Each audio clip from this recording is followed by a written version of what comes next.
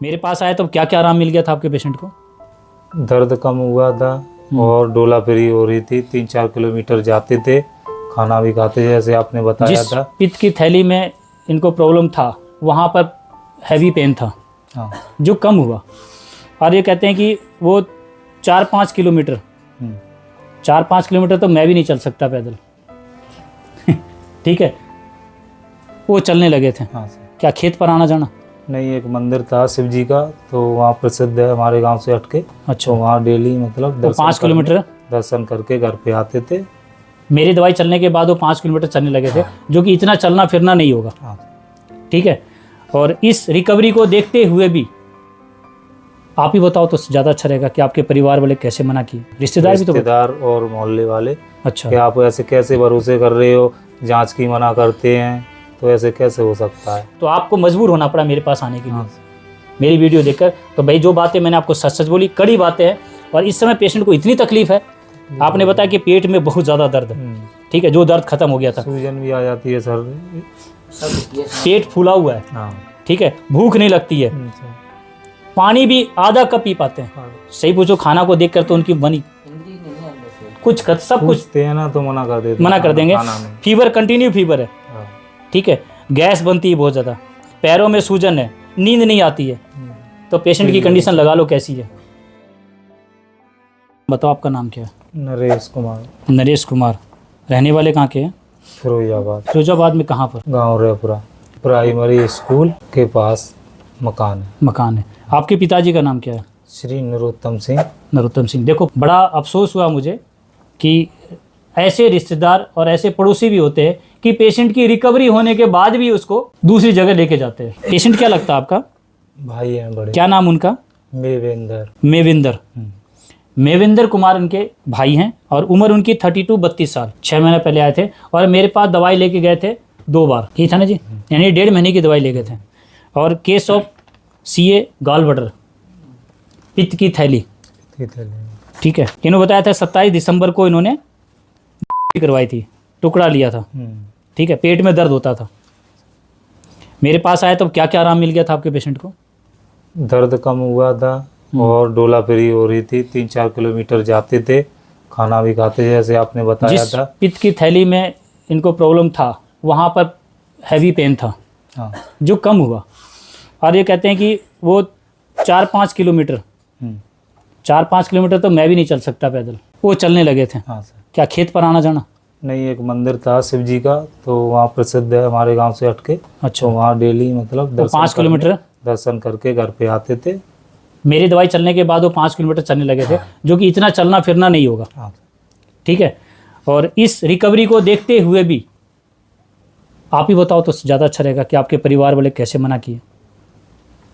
मोहल्ले गली वाले, परिवार वाले नहीं मना किए थे। अच्छा, रिश्तेदार भी तो? रिश्तेदार और मोहल्ले वाले। अच्छा, कि आप ऐसे कैसे भरोसे कर रहे हो, जांच की मना करते हैं, तो ऐसे कैसे हो सकता है। हाँ, ये बात सही कह रहे हैं। मैंने ये बात अपनी वीडियो में बोला भी है कि जांच नहीं चलेगी जी। हाँ सर। देखो, क्या इसको जांच नहीं बोलेंगे कि जो पेशेंट 5 कदम तक नहीं चल पाता था वो 5 किलोमीटर चलने लगा? ये जांच नहीं हुई क्या?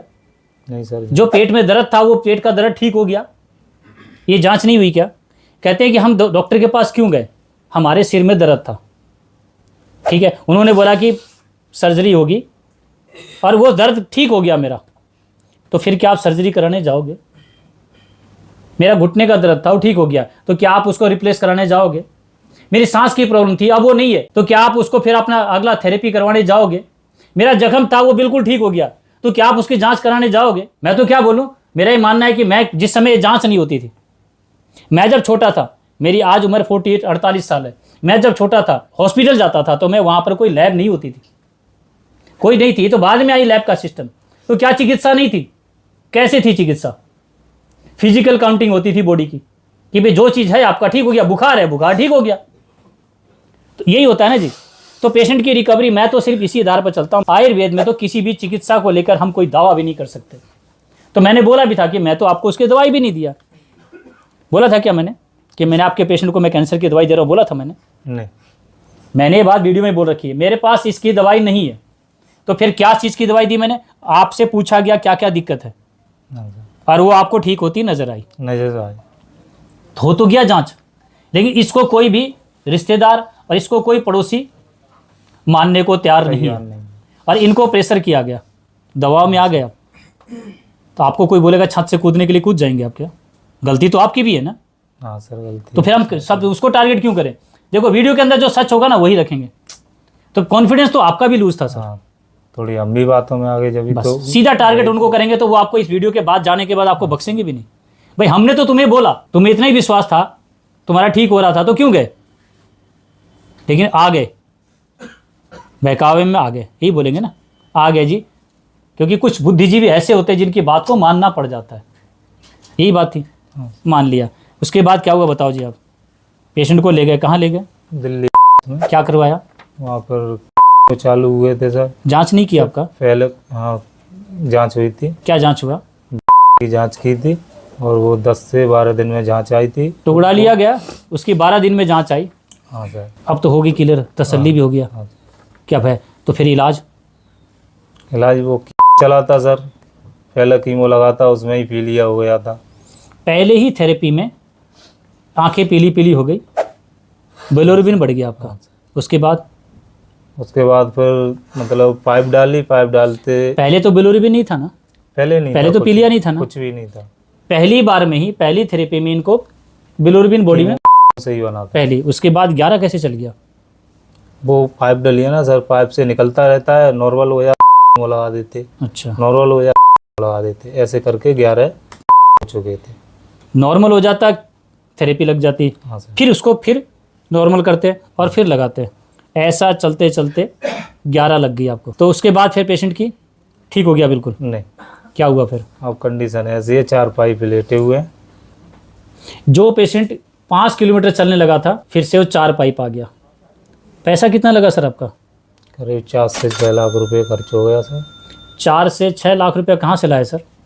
वही पिताजी ने इकट्ठा किया, भैंस थी गांव में, वो भी 28 थी, और कुछ जो भाई ड्यूटी करते ना नोएडा जॉब पे भी था, पीएफ निकाला।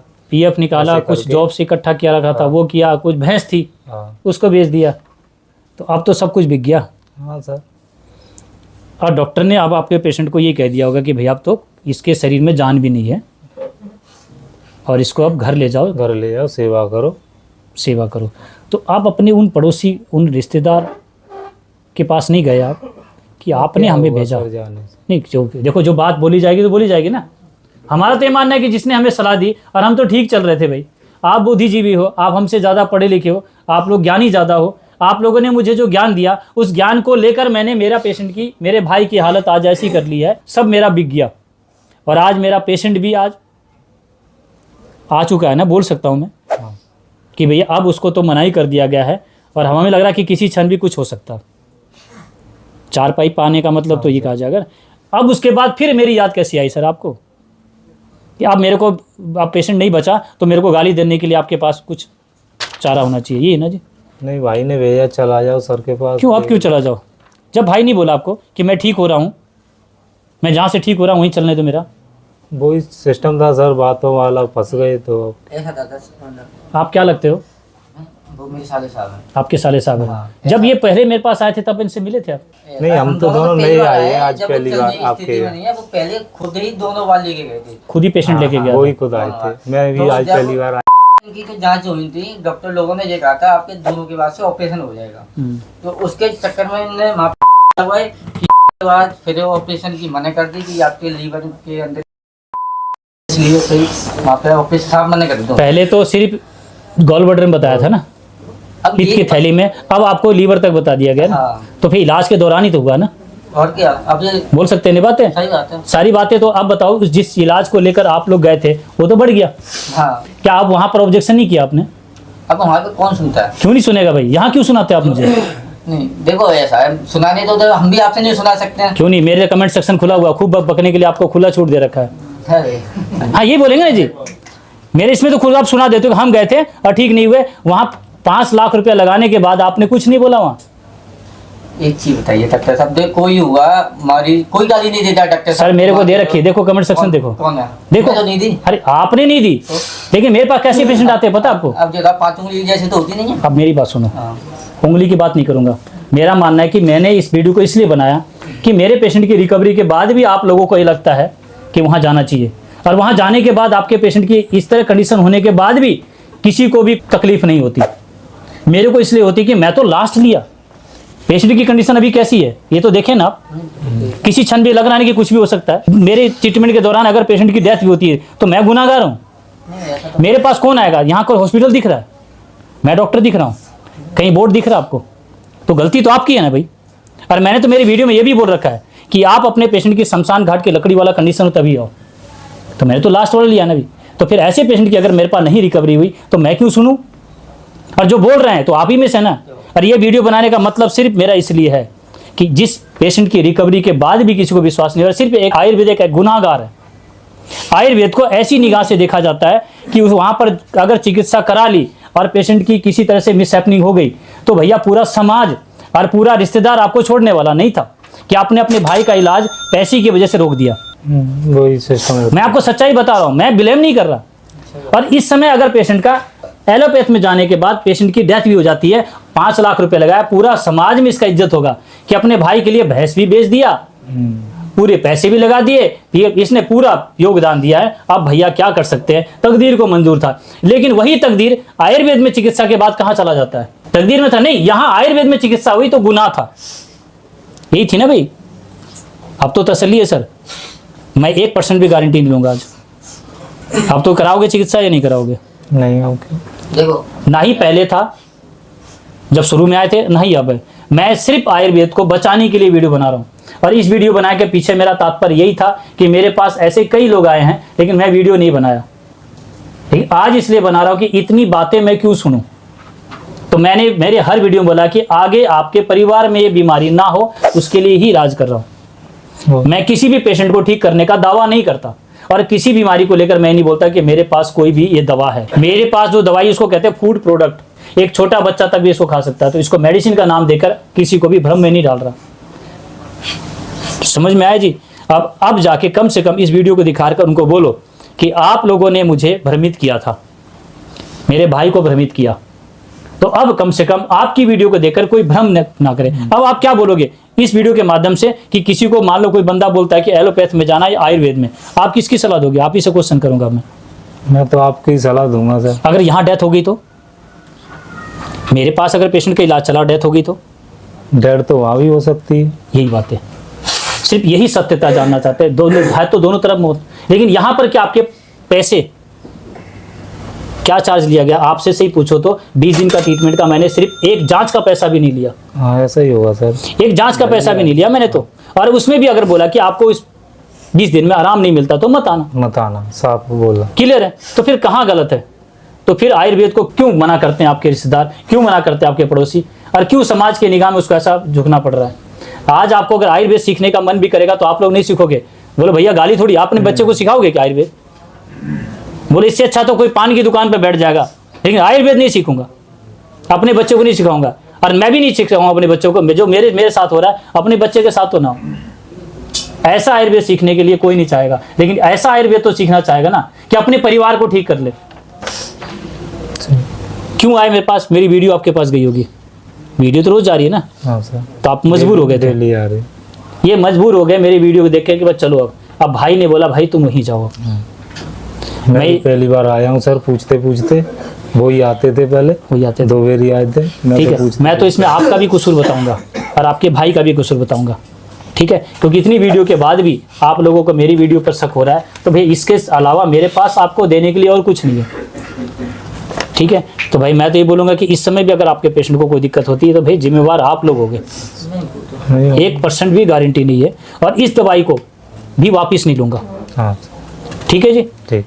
इस दवाई का अगर मेरी दवाई जा रही है और पेशेंट की बिना आपने दवाई खोली भी नहीं है और डेथ हो रही तो दवाई भी वापस नहीं होगी, चाहे उसको फेंको।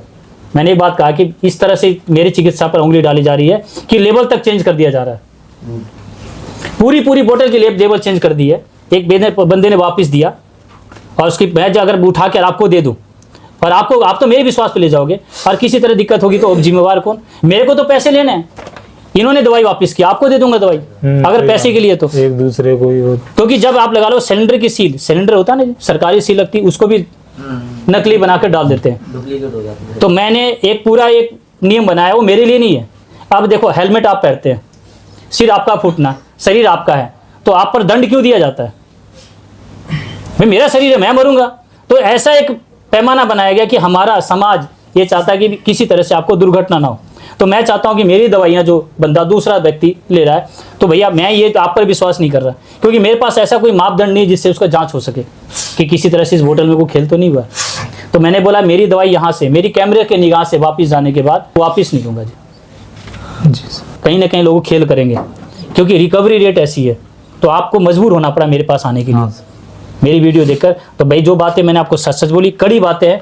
और इस समय पेशेंट को इतनी तकलीफ है, आपने बताया कि पेट में बहुत ज़्यादा दर्द है, ठीक है, जो दर्द खत्म हो गया था, सूजन भी आ जाती है सर, पेट फूला हुआ है, हाँ ठीक है, भूख नहीं लगती है, पानी भी आधा कप पी पाते हैं, तो रोटी कहाँ खा पाते होंगे। सही पूछो, खाना को देखकर तो उनकी बनी इंद्री नहीं है अंदर से, कुछ सब कुछ पूछते हैं ना तो मना कर देंगे, फीवर, कंटिन्यू फीवर है, ठीक है, गैस बनती है बहुत ज़्यादा, पैरों में सूजन है, नींद नहीं आती है। तो पेशेंट की कंडीशन लगा लो कैसी है, ठीक है। तो गुस्सा तो नहीं आया? नहीं सर, मुझे तो आया था फिर आप पर। नहीं आपको तो आएगा भाई, ठीक है, तो क्षमा चाहता हूँ अगर मेरे से आपका दिल दुखा होता है। नहीं।